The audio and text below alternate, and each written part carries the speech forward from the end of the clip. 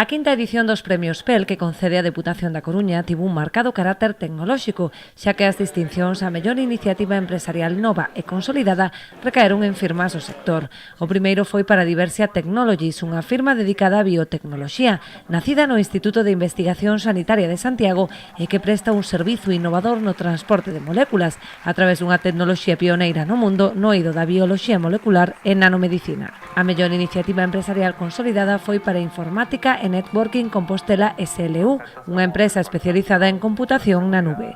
Tenemos que agradecer no solo al jurado, a la Diputación, a Valentín por esta iniciativa y porque el nivel veo que es muy alto, sino también tenemos que agradecer a nuestros clientes, que la razón de ser de la empresa es gracias a ellos, y también a vosotros, que al final lo sabéis.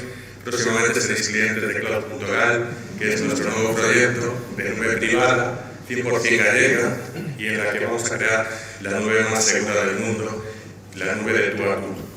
Na categoría de mellor asociación ou clúster empresarial foi a Asociación de Comerciantes, Empresarios e Profesionais Compostela Monumental quen se fixo co galardón polo seu labor dinamizador non só do comercio, senón tamén do turismo e do patrimonio ao longo de máis de 30 anos. Nosotros pertenecemos a la Confederación Española de Cargos Históricos, somos sus presidentes, lo cual es un orgullo también para Galicia, y todo el mundo me habla bien de la Diputación.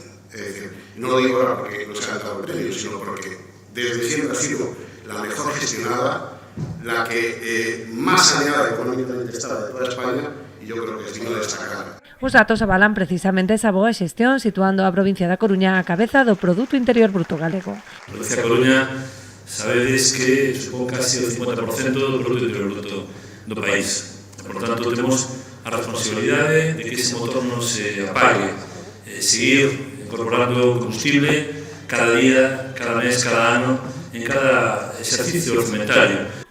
Debido ao alto nivel de todas as candidaturas presentadas, o xurado decidiu tamén distinguir os segundos clasificados en todas as categorías con Accessit. Foron o proxecto de Acercarte de Ferrol, promovido por Eva Cayetana Somolinos Olmo, a empresa de pintura Equipos Lagos de Bergondo e a Asociación de Empresarios Agrela da Coruña. Por último, outorgáronse os galardóns aos xornalistas e medios de comunicación que contribúen a difundir o potencial económico de Galicia e das súas empresas. Recaeron en Julián Rodríguez, director de Economía Digital Galicia, e Gonzalo Cortizo, director del diario.es Galicia.